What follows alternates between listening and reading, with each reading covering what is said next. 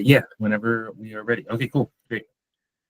Um, so I think we've talked a little bit about like um, turning on components using display rules a little bit today. We've touched on it lightly.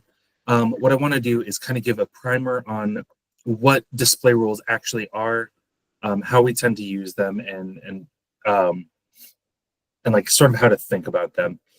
I think display rules are one of the less intuitive aspects of template building. Um, it kind of takes a lot of hands-on time to really like have a tactile sense of what they do. So you could see earlier, like when Jeff was sort of playing around with his null points. Those null points are generally how we utilize those display rules.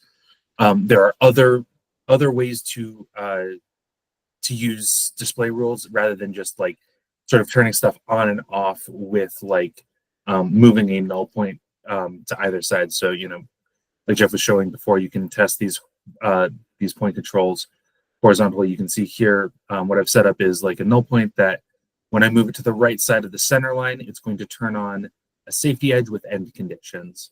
That's one way we do it. I can get into some of the more nuanced stuff as well, but mostly what I want to talk about is the actual like the mechanics of getting these display rules to work.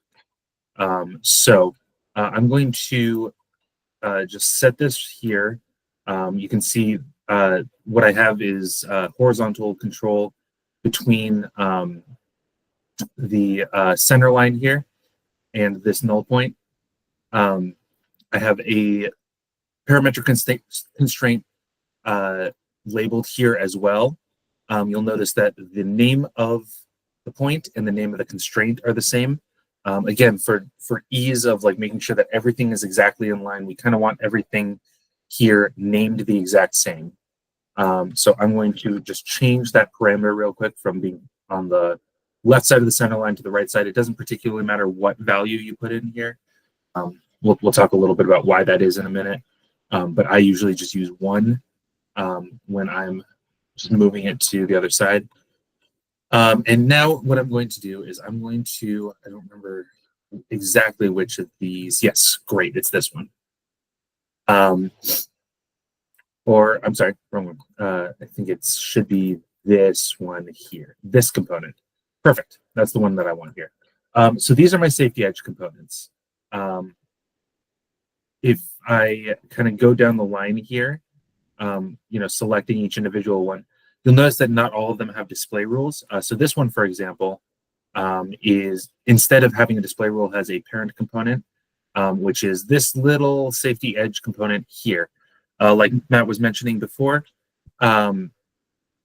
sometimes it's easier to just set parent components rather than going into each individual component and say, okay, I know that for this rule, I want this to turn on. And then for that same rule, I want all of these different components to turn on.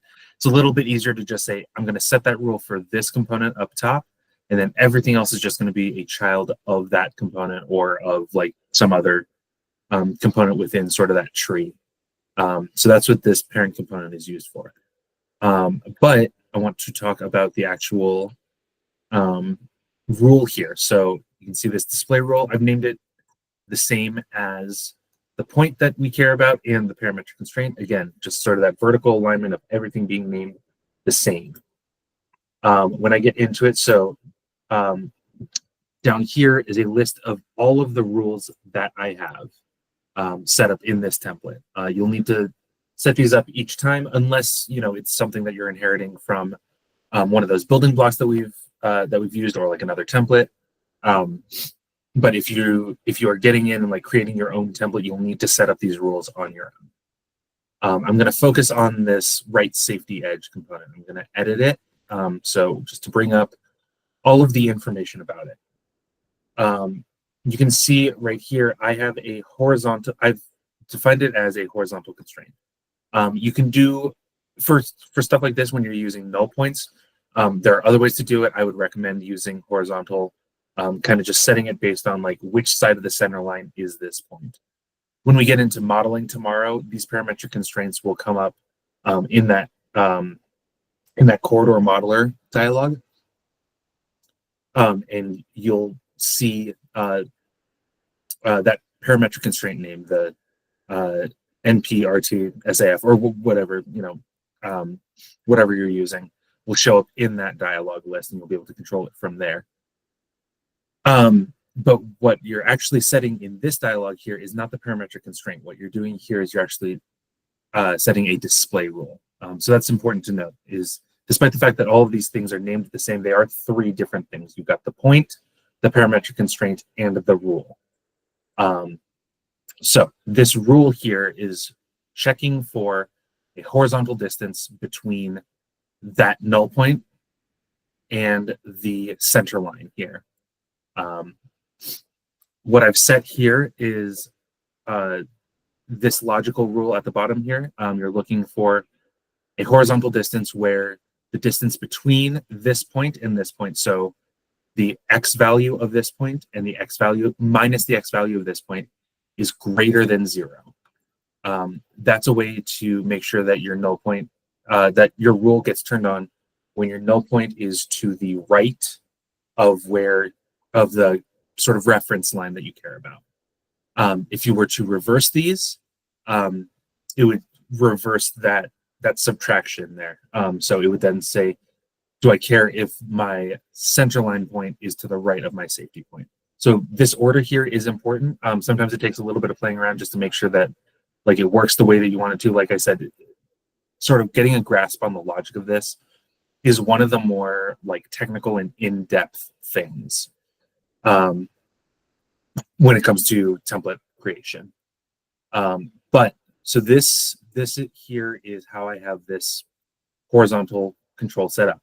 What I'm saying again is that when this null point is to the right of the center line, all of this stuff is going to, or this display rule is going to be satisfied. And then in this dialog up here, what I've said is I want this component to turn on when this rule is satisfied. It's sort of like this logical chain of okay, think about whether or not the rule is satisfied, and then you need either a true or false statement to come out of here, and it's going to turn on this component when it's true. So that's that series of rules here. As just a sort of point of comparison as well, I'm going to take a look at this here. This is combining a couple different things. So one is the parent component. So with this point here, or this parent component here, it is never going to show up when this parent component is off. So the only way to get this to show up is if I also have that safety edge rule turned on. But there is also another additional constraint that I've put here, which is to say, I don't want this component to show up if I am forcing a ditch on the right side. So I can show you what that looks like. So we have this safety edge here. It's going to stay on. What's going to change here is if I test this horizontal constraint, now those end conditions are going to change because I've decided I want to force a ditch here. So you can use that parent component and rules in tandem with each other. And this is sort of an example of also this not condition here in the display rules. Up at the top here, you can either click the word not if you want to add that, or you can type out the word not. Either is acceptable. They'll both be interpreted the same way as each other in this rule setup. There are a couple other logical expressions here. And again, sort of a lot of this just sort of takes playing around and understanding how those rules interact with each other. I think I'll call it there for now and take some questions. Sahar, if you would mind stop